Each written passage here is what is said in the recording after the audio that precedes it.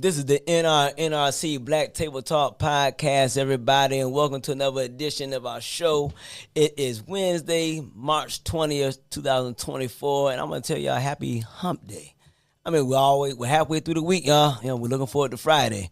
But before we do that, we got a special guest. Not only do we have a special guest, but I got a friend and got a brother. Man, he's an advocate out here, but we're going to get into all that. I'm your host, Travis Register, and my co-host is Carly Nassambini. And my special brother friend guest is Andre Gray. Hey, Andre, how you doing, bro? Man, I'm doing great this morning, man. Good to see you. Oh, likewise, man. I can't see enough of you, for real. Hey, man. Hey, yeah. You know, that's how family is. You know, you never get enough. But let's jump off into this thing. Let's let the world know who Andre Gray is. Wow. Oh, great question. I'm still trying to put that together, still trying to understand Andre as Andre is coming into, life still today. But for the most part, I learned that not only am I a father and a man that loves family, I'm also an advocate for my family first. I believe in faith. I believe in family. I believe in my finances, getting my money together. Hey. I believe in my fitness and my health, and I believe in having fun, man. So those are my 5 points of references of who I am. There's a lot of great points, and they have a lot of validity to them. So you, as Andre Gray, we're gonna go back a little bit, to where I believe kind of molded and shaped you, a lot quicker. You're a returning citizen. I am, man, and I'm proud of it. Not necessarily going to prison, but I'm proud of the outcome that prison have helped craft my life into and who I've become today. So I'm not ashamed of my incarcerational life and what it took for me to get to where I am today. It was a path, it was a journey, but it moved me, it shaped me, it chastised me, it remade me to be who I am today. Oh, yeah. So how many years did you do? Totally 21. Totally 21. I started off with incarceration, got locked up and did some jail time, waited for trials, and by the time I got to the trial and went through, I did 16 straight in the federal feds institution, and total 21 years altogether that I was incarcerated. During that much time, there's always a lot of turbulence, if you will, a lot of trials and tribulations that we go through, and we got to jump over some things, run through some things, run around some things. So, prison is pretty much glorified, by rappers and by entertainment in movie industries and things like that, man, about this hardcore, barbaric, savage place that, you got to have a knife. You got to, you got to put in work. You got to be corrupt. You got to have your hands dirty in a lot of things. How was prison for you? What were some of the, the things that you had to go through that wasn't like Hollywood?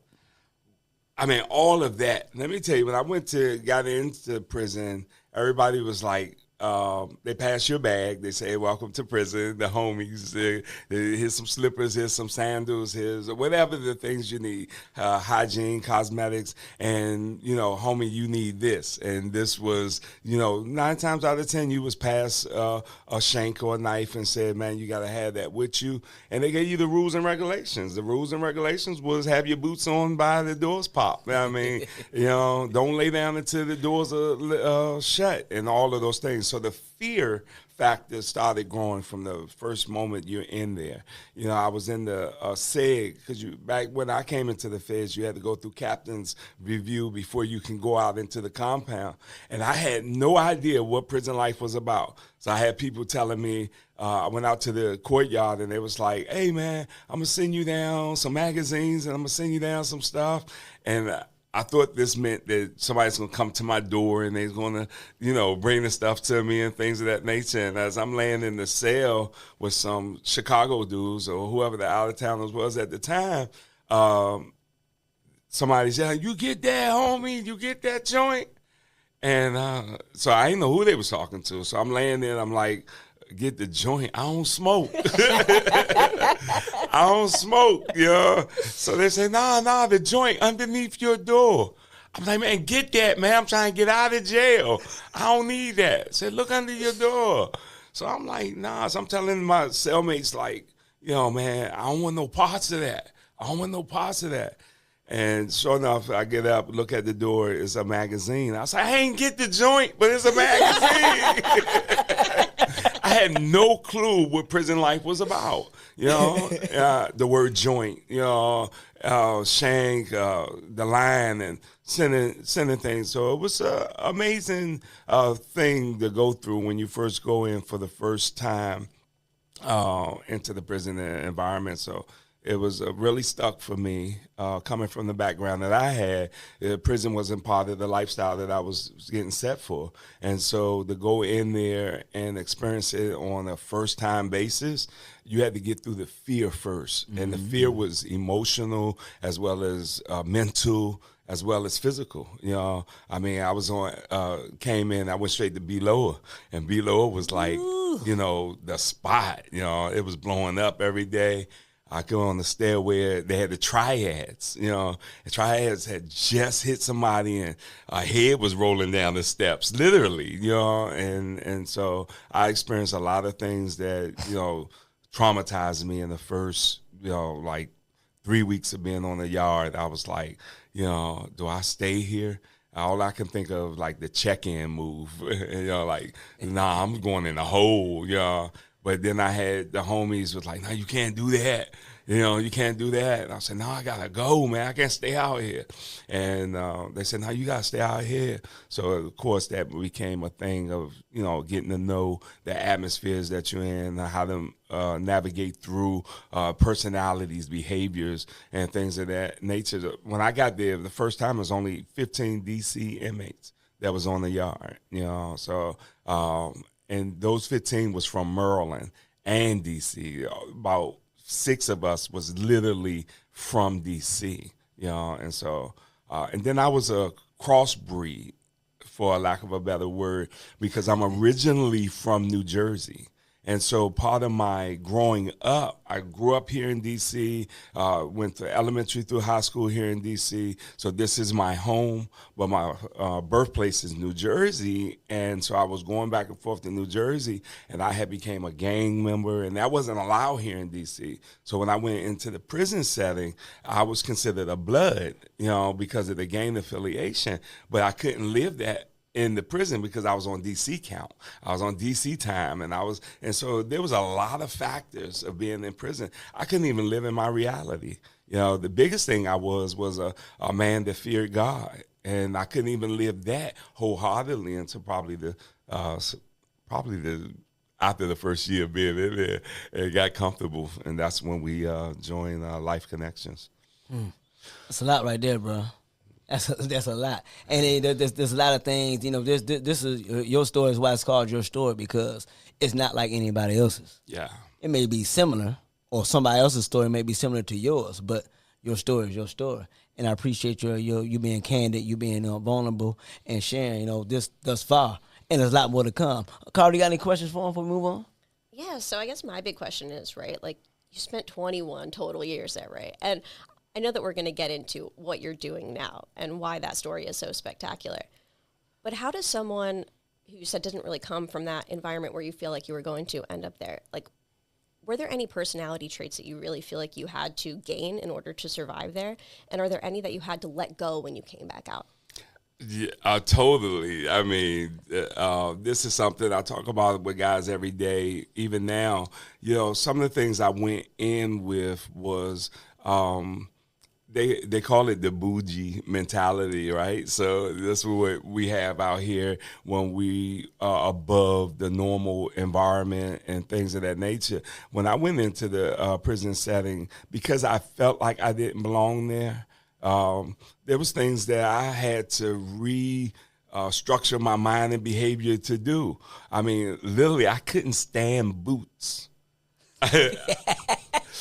But I had to put them on, I had to fit the craft of an inmate, because if you didn't, you was taken advantage of. You was, you was really bullied in a way, to either be or be a prey in some type of way, And so there was things that I really had to just do. I wanted to be in front of a book and sit in the library every day. But I learned the library was where people get hit. so I couldn't stay in the library every day because I couldn't stand blood. I used to go in hospitals and faint in the emergency room, because I couldn't stand the smell of blood or the atmosphere. And so I couldn't sit in the library every day knowing somebody was getting ready to get hit in the library, especially in Leavenworth, going down that tunnel. Yeah, with no You know what I'm cameras. saying? That's crazy. I remember one of the first guys that I met there, Victor Castro. Yeah. And I had no idea. I see a guy coming down the hallway. He's bleeding from his ear. And I'm on top of him like, God, you bleeding. You bleeding. And there's like people behind me saying, leave it alone, leave it alone. I said, no, he's bleeding. I'm trying to grab him and say he's bleeding. And it's like several people walking behind him, but I had no idea that the reason why he's bleeding is because these seven just did it. And then I'm trying to help him, and you don't help other cars and organizations like that. And so Victor came up to me and was pushing me away and said, hey, no, stay out of this, stay out of this. And I think that was what led me into being part of the church body that particular time in Leavenworth. So there was things that I had to change. I had to look at things differently. I couldn't look at things like I thought people was, the regular businessman or the military brat or something that was on the street. I had to really understand that there was a difference between a convict, and an inmate. Mm-hmm. And that was big by itself. Mm-hmm. There's a big difference between the two. And to be honest with you, a lot of times I felt like an inmate trying to be a convict the whole entire time I was there. There was some point I became the convict because I mastered the craft of doing the time. But a lot of that time was being an inmate, masquerading. And actually, I carry masks with me in my community, and I pass these masks out when I'm communicating with my guys in the street, because a lot of us wear masks for some reason or another, and we'll get into that another time. But I had to wear a mask. Almost 90% of the time I was doing that 21 years. Yeah. Very profound, bro. Very profound.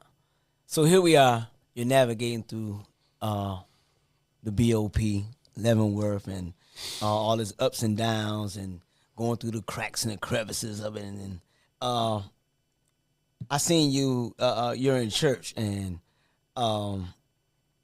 you found something that you love, and you felt comfortable there. To the point there where you got to a place to where you even came up with something called, well, I ain't gonna say you actually, I'm gonna get God the glory. God gave you something called Men of Influence. That's right. And it started in prison. It did. So share a little bit about that. Well, wow. Through those tough times of trying to make a decision whether I was going to be a convict or an inmate, the Lord was speaking to me.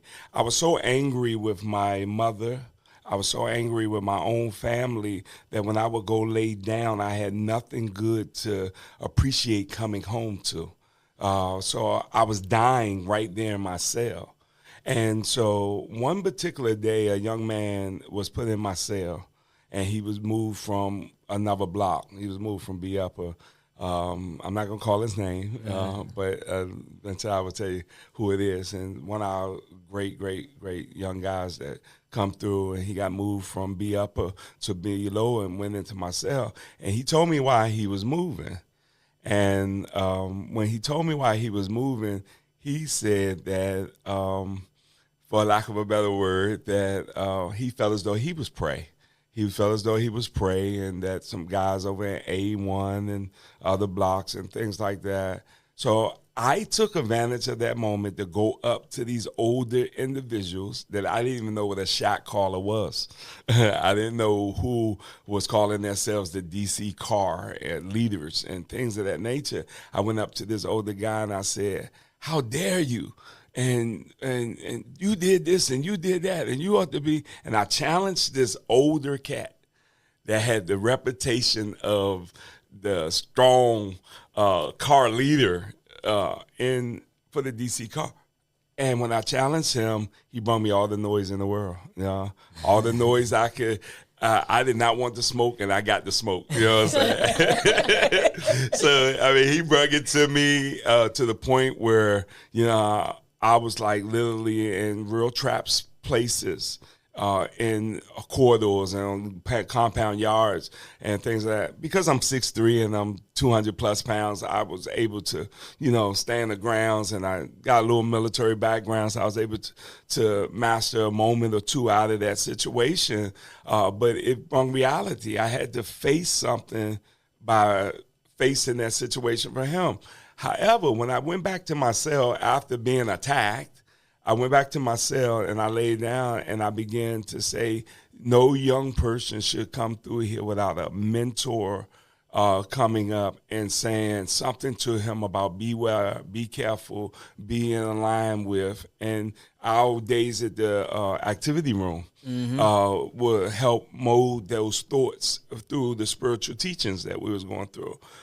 Travis, you know, you was there, you was leading most of those those activities at the activity room. And so I would go back to my cell and I began to ask God, what's next?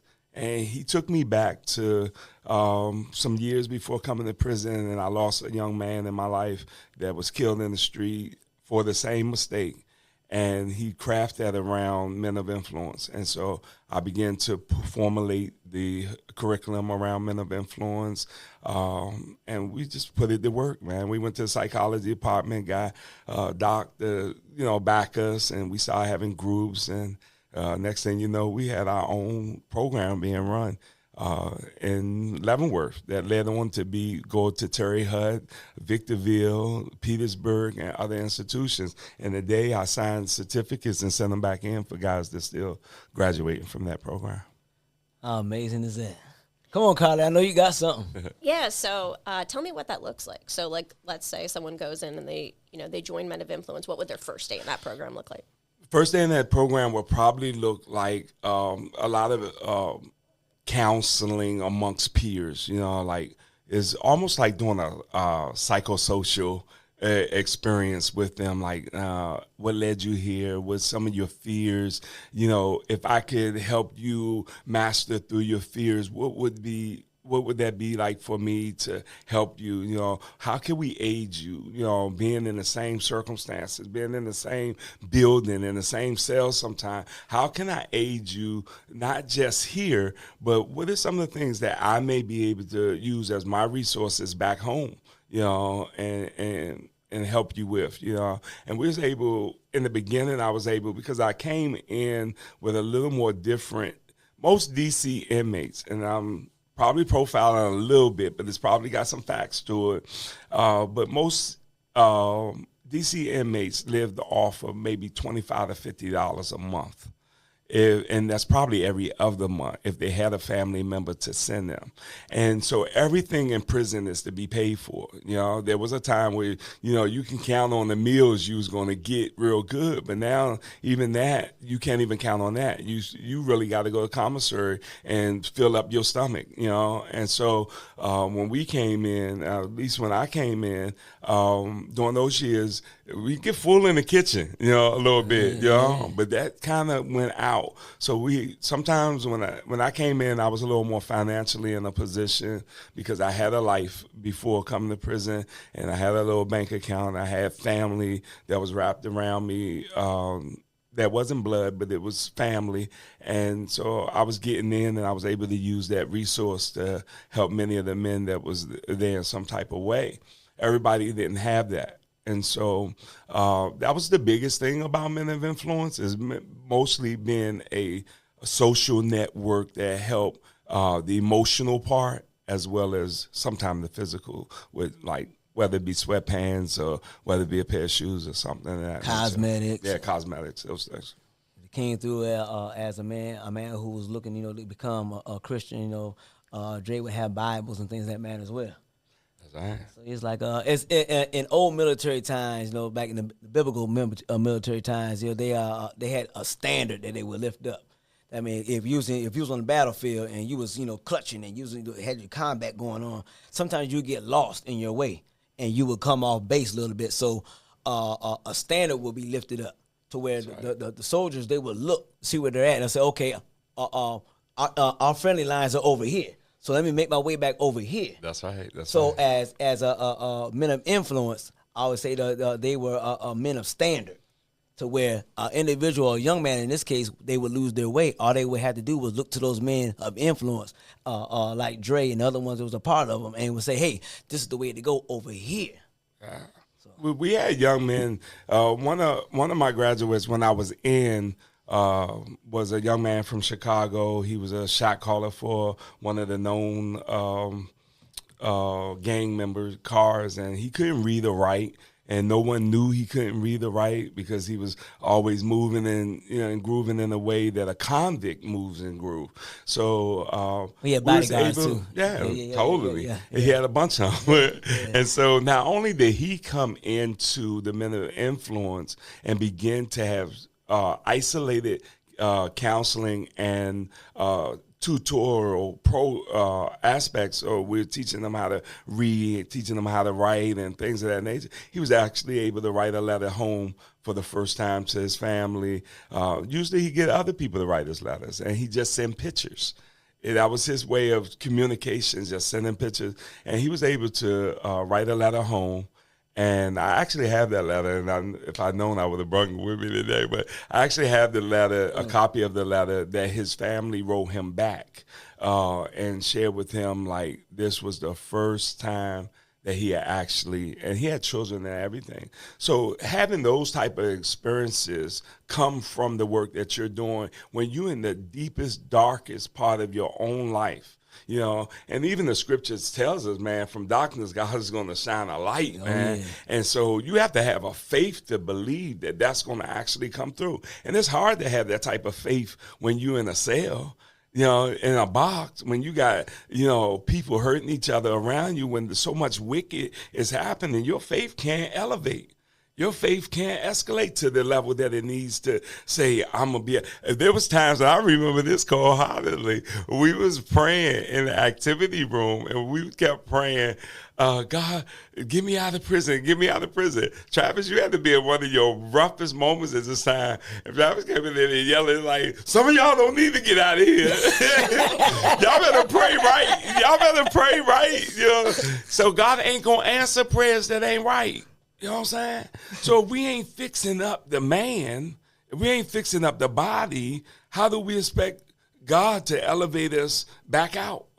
So the real deal was we had to stop being Christian-minded and be believer-minded. Mm-hmm. And we had to learn how to do that in our darkest place. And that prison was that place. And I laid down, and when I woke up one morning, God was like, you know, that dark is now got to come to light, you know. And we began to build men of influence. And it was so challenged that the heads of other departments, like staff members, was actually getting on us and trying to belittle us, and we're convicts, and you ain't gonna be nothing but a convict. And, you know, he'll go to some of the people that was in the program and say, you know, try to belittle me, you know, try to say, how could he help you? And, you know, even to the point that they was actually trying to get me executed by just spreading business all over the place.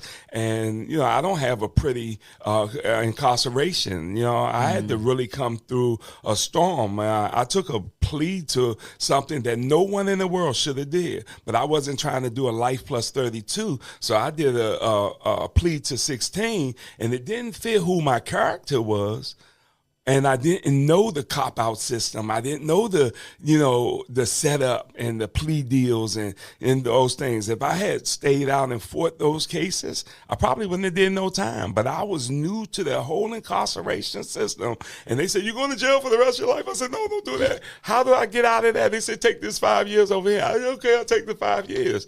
And I went into a system not knowing that I should be underneath the ground, hiding, and things of that nature. So I walked boldly for 16 years, never, ever having an experience with fear to the level that I was off a yard. And And it was no way possible. Even to this day, when I go back and I look at how many people that was abused, hurt, taken advantage of, lockdowns, killed in prison, I say, but God. You know what I'm saying? But God had to carry me through that. So the calling that's on my life, I knew it had to be God's calling to get me to where I am today, because he had to take me through some serious tunnels, man, to get to where I am today. It's just that real for me, you know. It's that real. Anyway, come on, man, don't do it. When was you released? I was released actually in October the 14th of 2016. So it's only been a couple of years. It's only been a couple of years. When I came home, I mean, I'm put it this way. I did not know I was coming home, first of all. I was in Allenwood, SEG, because they had just won the case with Lewisburg Smooth program, and they were shutting and pulling us off. They sent me to the Smooth program because they isolated us and put us as DC blacks. And they did all this new authority shot calling. They can get your name to be like a interrupter in the community and find reasons to lock you down. I had none of that. Travis will tell you, I was nowhere near a shot caller for a DC car in no type of way. But because I was a leader in the Men of Influence and other in ways, they took that as a leadership role, and they used that to get me off the yard. So they put me in a Smooth program. So I went in the Smooth program. I wound up winning the case. We wound up coming out of the Smooth program, and I was being released. I was in my cell, and they said, "Gray, pack up." And I'm going to just be honest with you. I was like, man, Crocker, get away from my door playing with me. I know I shouldn't have said it, but I did, right? So I was like, stop playing with me, white man, you know? And he said, you don't want to go home. You got to either kill yourself or kill your Sally. So I'm in there like, huh? He said, you don't want to go home. Pack up. You leaving. You don't want to go home. Either kill yourself or kill your Sally. Funny thing about that was I sat there for a minute, and then I started looking around, and I realized I was in the cell by myself. So he was telling me to kill myself if I didn't want to go home because I didn't have a cellie to kill. So I was like, oh, man, he's serious. Case manager came to the door and said, yeah, Gray, you're being released. And that was the day I walked out of the jail with no plans, no directions, no family to connect to. And I have 7 sons. Had no idea what none of them was, what none of them was doing. Just totally isolated from everybody. So I got on the bus from Lewisburg and PA, Pennsylvania, and it came down into D.C. and came down Bladensburg Road. And as it was coming down Bladensburg Road, I'm on the seat going, hey, bus driver. And he was like, looking over the little mirror so he can look back. And I'm like, hey, bus driver, is this D.C.? I'm on Bladensburg Road. And he said, yeah, that's D.C. You know, and everybody in the car, hey, you in D.C., where you going? Where you from? They was asking me where I was from. I said, I'm from D.C. They said, you from D.C.? You ain't know you was in D.C. I said, there's a white lady with a puppy at 11 o'clock walking down Bladensburg Road. I said, no, this ain't D.C. No. When I left D.C., it wouldn't have been a white lady with a puppy 20-minute drive from Bladensburg Road. You know, so it was all new. So I came out and I got to Union Station at 11 o'clock at night, had nowhere to go, had no idea what the day was going to bring. D.C. was all new, things of that nature. And when I'm getting off the bus, there's people standing waiting on family, and there's a sign held up like a movie star is getting off the bus. And I was like, man, I wonder who on the bus. And I started to read the sign. And it's like, welcome home, Andra Gray. And I'm like, that's me. So I look down, and I don't see any familiar faces at all. You know, and I look down again. I said, I seen that white lady before. And I looked at her, and it was the case manager from University of Legal Services that did a Zoom call with me one time in the time I was in prison, that was standing there at 11 o'clock at night, waiting for me to get off the bus. And she asked me where I was going. I said, I guess a shelter. And she said, which shelter? I said, I don't know any. The only thing I know is that one that's down there by the courthouse.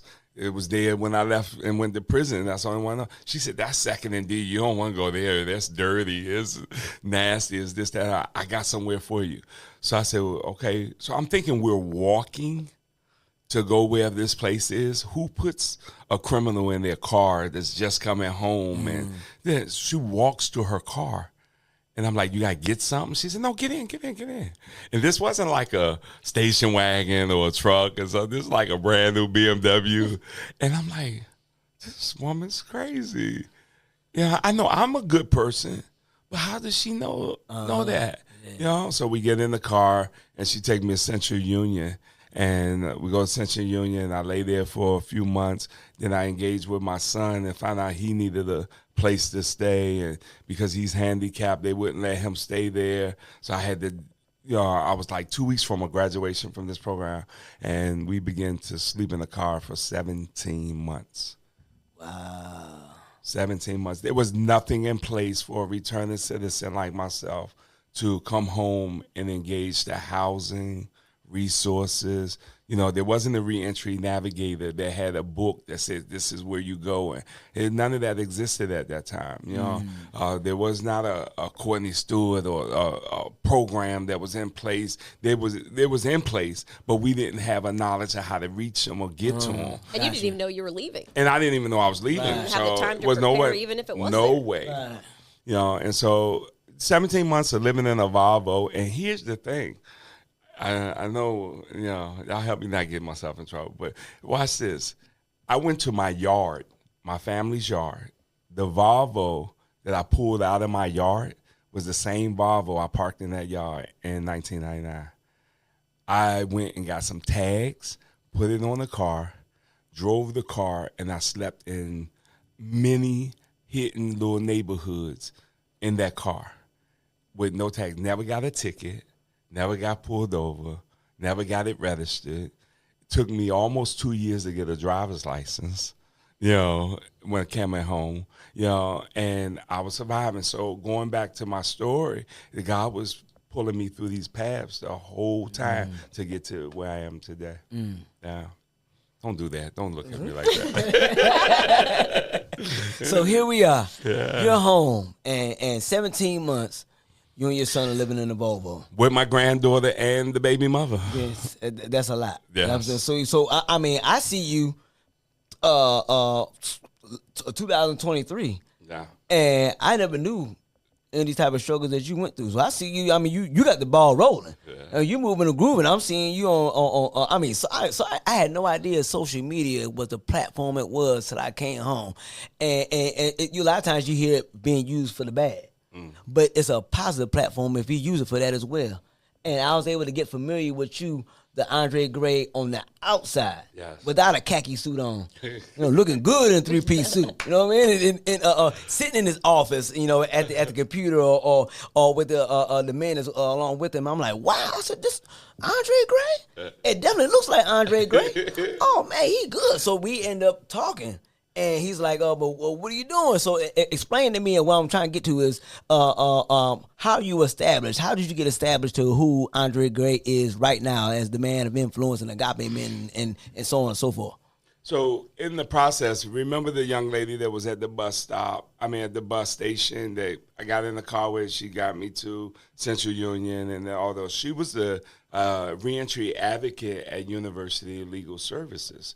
And so they work directly with men and women that has intellectual or disabilities coming out of the prison setting and the prison environment. So I was a client of University of Legal Services, and when I came through there, I was their client for until I got my Social Security check. It was helping me get me a Social Security check. So when I finally got the Social Security check, they helped me also navigate the voucher program, which helps you get housing and all those things. Mm-hmm. And so when I got the Social Security check, about a month after I got a voucher, I got the voucher first. And then I got the Social Security check. I said, I'm set. You know what I'm saying? Everything going to be good. You know, I'm already preaching and in the church and doing those things, but I'm set. I'm going to get this Social Security. The check came in. It was $741. And I looked at this check, and I said, what do I do with this? And I really meant that. Like, first of all, my rent is going to be higher than that. First of all, I have 15 grandchildren today. You know, I was involved with at least 5 or 6 of them every day during this time. I have a son that's living with me. I need transportation. I need food. What is this 740? I took the Social Security check back down, this disability rights, and said, can you help me get rid of this? And I'd rather go to work. And 2 weeks after that, I got an offer for a job for $55,000 a year. At the University of Legal Services, and I stayed employed there until I want to say 2021. You know, I stayed there I was there altogether working for close to about 5 years. You know, close to about 5 years. So it was 2022. I stayed there until then, 2022. And at the end of it, I gave a resignation letter saying that I'm going to give you 2 months before I leave because it was hard to find a person to replace me, you know, the work that I was doing. And so I eventually left. But the whole time, through the relationship of Reentry, I began to craft the Agape House. So I was able to help people navigate into housing. In the process of that, through my church and through the ministry and through me being in the community, I was getting donations of cars, houses, and everything else. And so I turned all the property over to my organization, and we began first, out of pocket, just put people in houses that was on the street. If you called me and said you was coming home and you was doing well or you needed help doing well, especially if you came out of mental influence coming out of prison, we just put you in one of the houses. We worried about the first class ticket. Yeah, that was the first class ticket all the way. I mean, I was having people call me from not Victorville. What's the other one? Atwater. Calling me from Atwater, like, hey man, the homie coming home and he just finished, you know, working with me. But man, influence, what'd he do?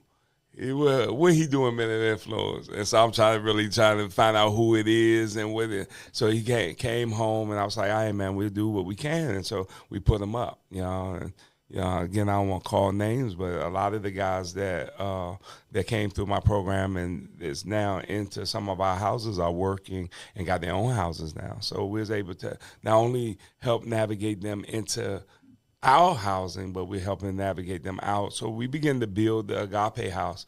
And the first Agape House started off with just working with men. Because I was a man. I didn't know nothing about working with the women and what their life was with prison. And so I started working with CFLS and dealing with the women in the speaking's bureaus and things of that nature. So I began to hear more women's story and working along with, me and Courtney and all of us, we was part of another network and we was going to other meetings and things. So we hear different women and things like that. So I started working with them. And so I opened my door to 1 or 2 women.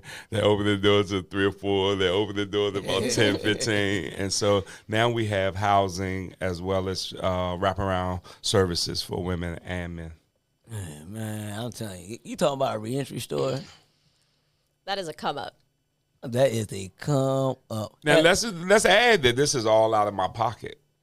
We don't have a grant from DC. We don't have a local grant. We have a funding source that comes only from donation aspects.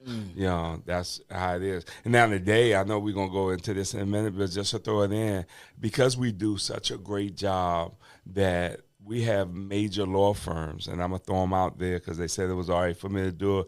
Rowe, Weinstein, and Son calling us up and saying, if I buy all this, can I be safe to give it to your turnover and run it based on your curriculum and your program? And I said, if you buy all that, you know what I'm saying? You know what I'm saying? You'll be helping a lot of people. Yeah. And 2 weeks ago, Rowe, Weinstein, and Son went out and bought a whole nonprofit organization that has over 150 beds in here in DC. Wow. So were those some of the pictures that were sent last week? And I seen. Yes. Okay. Yes. And so we have now taken over as the lead contractor in partnership with Son Rose Weinstein and Son to manage those beds in DC. So we're making a decision right now how we're going to adjust those beds and how we're going to open the doors for many returning citizens. But we don't just work with returning citizens. I am a vet. I spent 11 and a half years in the United States Navy. So, I am a vet, and so I work along with vets. And all the ones I do work with, whether it be even our college dropouts that we work with, a lot of young men.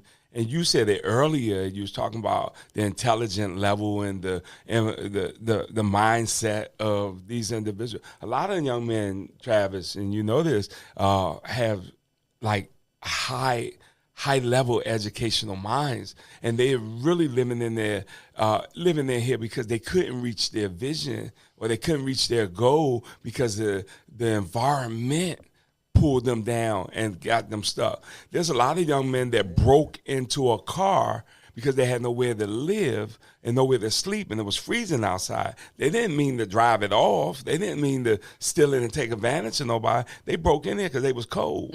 So sometimes a person incarcerated situation ain't as much as a criminal, So we need to start looking at the forensics around why a person is incarcerated and where that come to. And that should be a high point of a sentence when a person is sentenced. I know they look at it somewhat. They do this PSI thing and they say, well, his mama was on welfare, his daddy was on welfare, and but they don't look at the whole picture around the forensics of why a person is incarcerated. And a lot of men is in prison and women. And I'm not gender based in this in no type of way. When I say men in prison, a lot of times I'm just talking about the totality of incarcerated people. But a lot of people are incarcerated because there wasn't a big picture added up. They didn't see the full scope of things. And a lot of people took cops of things that they shouldn't have went to prison, thinking of a friend that you spoke to me about that had no good to say but got all the love in the world, went to prison for 26 years. And in that time period, he yelled the whole entire time, I'm innocent, I'm innocent, I'm innocent. And it wasn't until he was on his way out the door that they found evidence of his innocence. And he's still fighting today to clean up some of that stuff as well, so.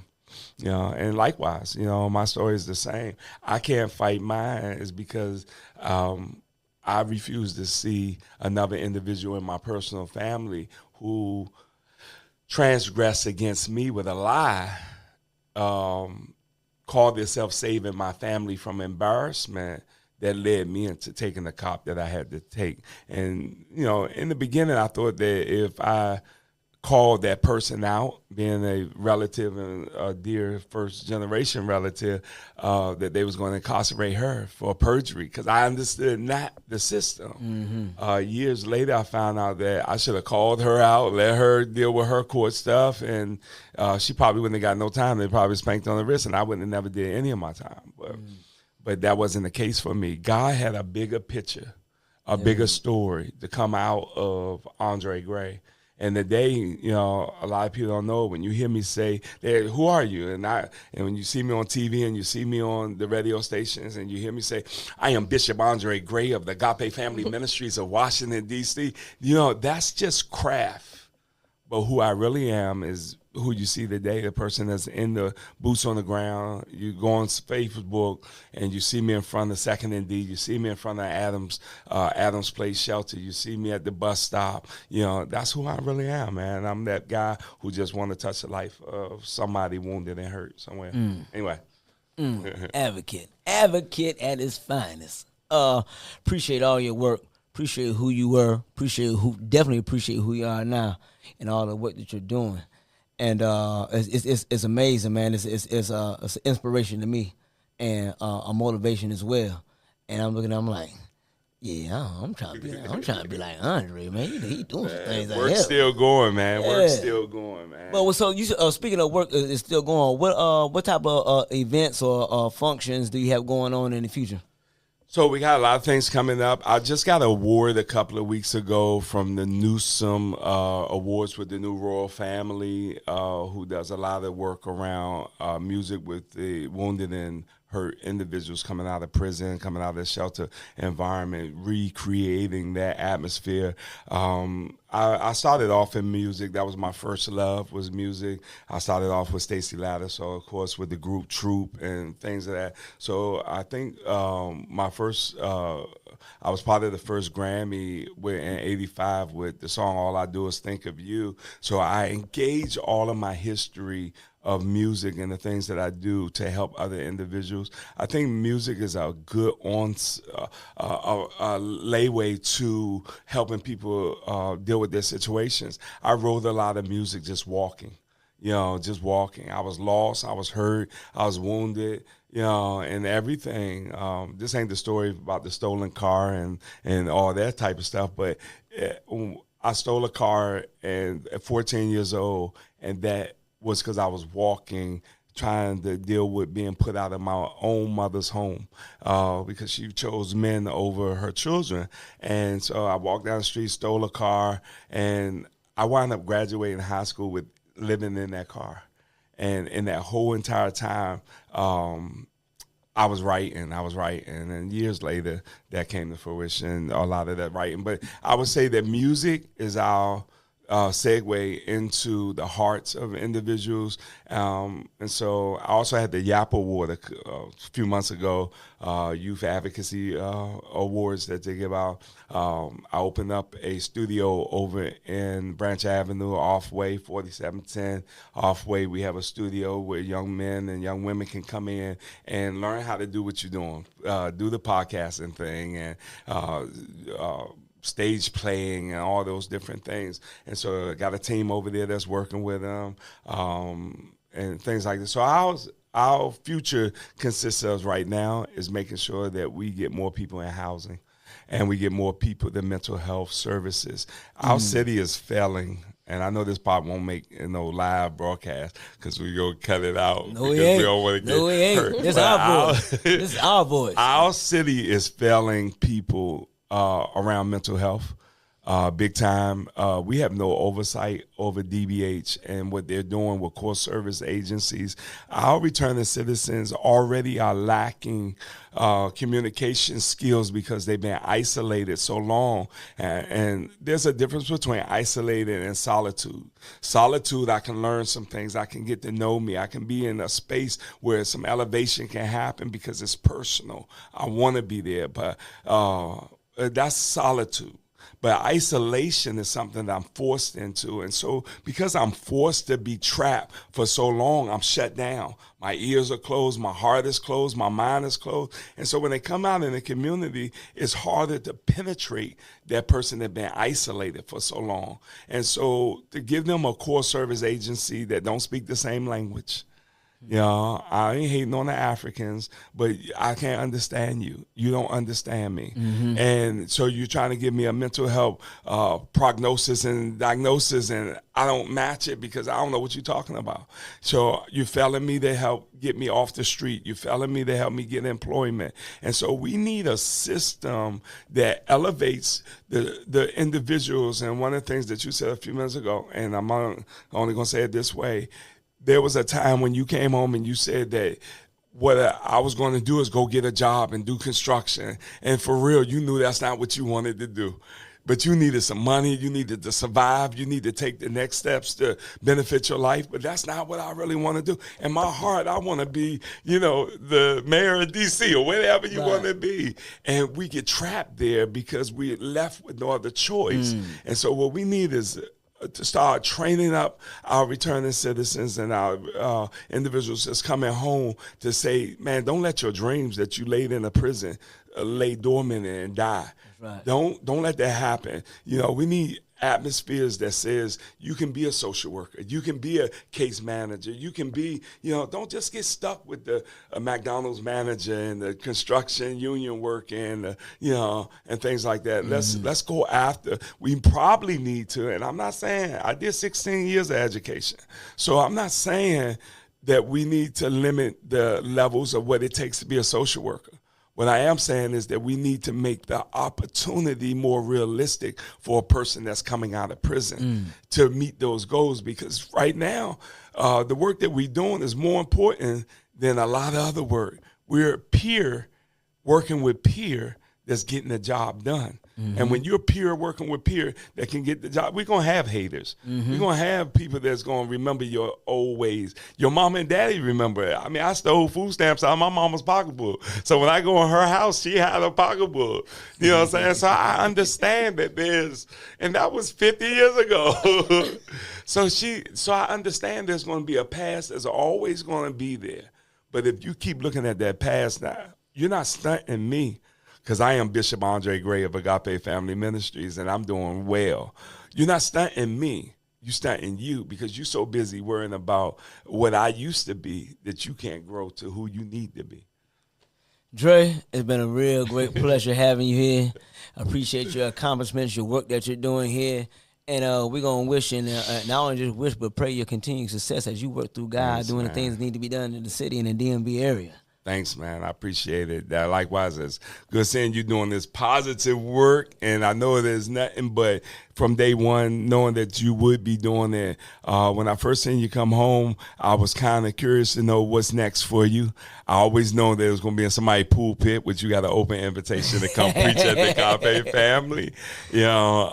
But likewise, man, staying focused, coming home and doing something positive for yourself, man. Not running to Atlanta and saying I'll live here and live with this person, but staying the grown man that you are and standing on your own 2 feet as a positive light. And that's what we need to continue to shine. And let me say this last thing, and I'm going to get out of here, right? This the preacher in me. It's always hard to go, right? Right. But I will say this. I don't believe in this concept around we need to do things to shine.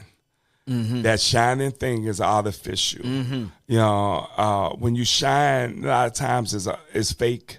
It's not 14 karat, it's not 18 karat. You can get anything to shine if you buff it. But when that buff come off, then you see who it really is. So I believe in glowing, and if we continue to grow and glow, we have a positive aspect to our lives, and that's what we teach. This is the NRC Black Table Talk podcast with our guest, brother and friend Andre Gray. And look, as we always say when we leave here, y'all, we signing out, but never signing off. There's always work to be done. Boots to the ground, and as always, y'all do good.